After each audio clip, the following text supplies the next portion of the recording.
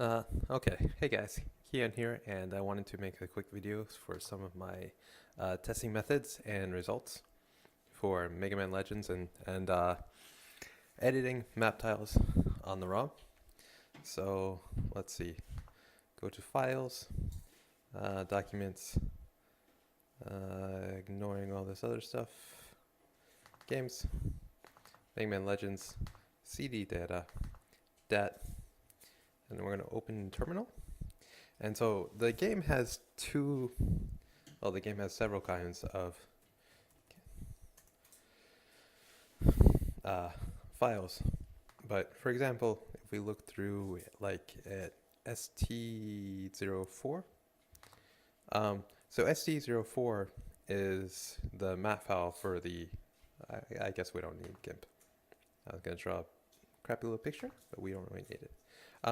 So ST04 is the map file for the Apple market, and then ST400bin, 00B, 00C, and so on bin are the various characters that the game loads into that scene throughout the game. So this is just the map data, and then these are the characters for each scenario that they load in. So if characters are reused, they'll be copied or whatever into each one of those files. So I was going to draw a picture of that. So what we're interested mostly is in this ST04 or the ST whatever.bin, which contains the map. So if we, more specifically, we'll use ST05.bin as an example. So hx st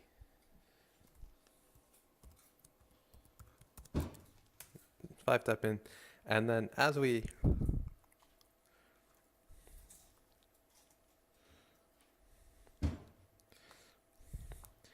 go through, we can search ... So the first from the first file that comes up in the archive is a program.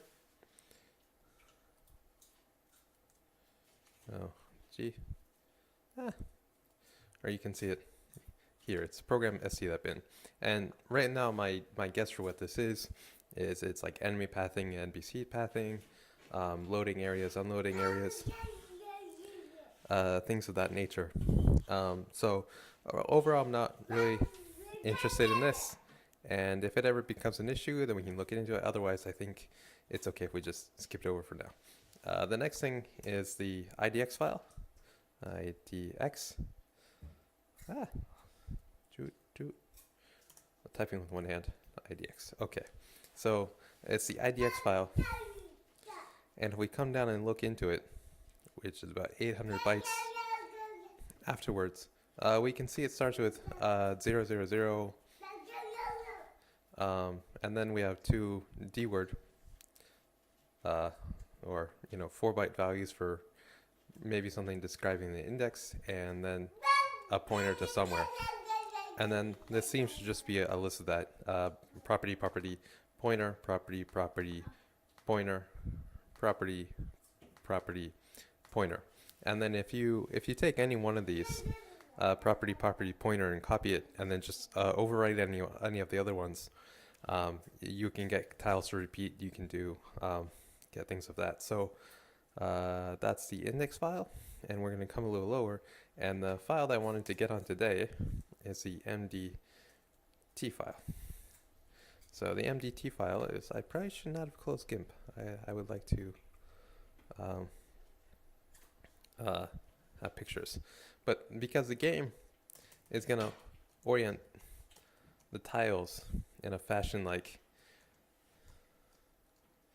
this, where each tile is going to be in a grid, and the grid is going to make up it. Even though it's like this, it's going to be in a specific order where the tiles are. Anyways, hopefully this is getting across. Where the tiles are in a sequence and they hold it up. So it basically, you're looking in a grid, and the grid is made of tiles, and so the index defines what each one of the tiles is, and then the MDT file describes what each one of the tiles is on the XY sequence. So thanks to Trege, who told me that there's actually a sequence of two bytes for each tile. There's the tile itself, which is the tile number, and then the tile next to it is the Z or Y or whatever vertical index. So the way to read the MDT file is 05. So there's 5 areas in this map.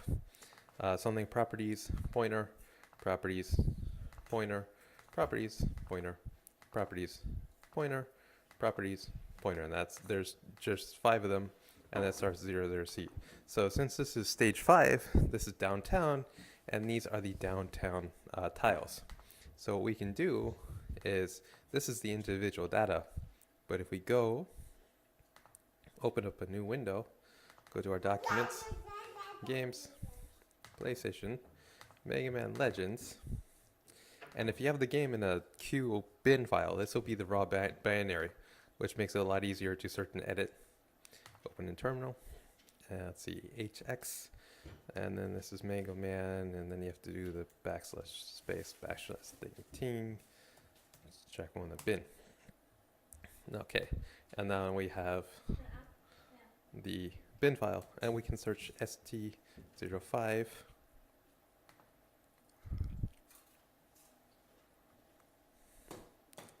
ST05, go up a little bit,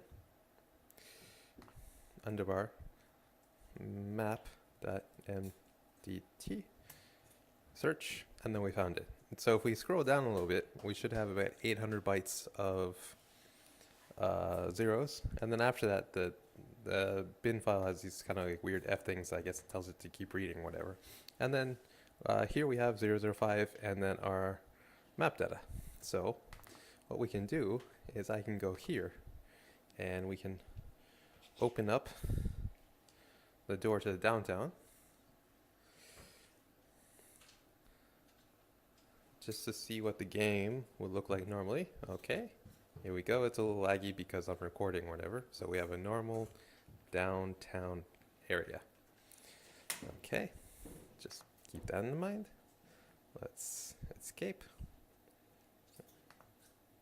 And then let's go ahead and copy this and scroll down a little bit. Let's go into replace mode, and then we'll just spam all of the same tile. Don't overdo it, Keon. Right. Go back to our thing. We're going to continue. We're going to reload our point right before we loaded stage 5. We're going to open the door. And, oh my god, everything's made of grass. What happened to downtown? Miss Tron! I think we have a problem. So, downtown is decimated. What the surf bots couldn't do, Keon has done 5 times worse. So I guess you can all donate to rebuild the houses in downtown after the destruction we've done to it. And I guess if I just turn around, you can see that it goes out. Normally there would be walls here. We can go outside of where, oh, that was close, where the map would normally be. And I think, I'm not sure if we deleted, I think the south door, yeah, there it is. The south door is an entity, so it's still here. It's only one-sided though, so it's easy to get lost. But yeah, that's it. Oh, close call on the cars again. So that's it.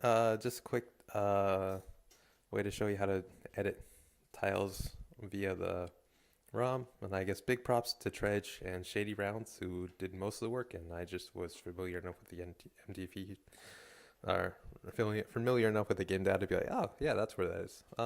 But yeah, so here it is. You can ruin Mega Man Legends to your heart's desire now. So that's it. Keon out.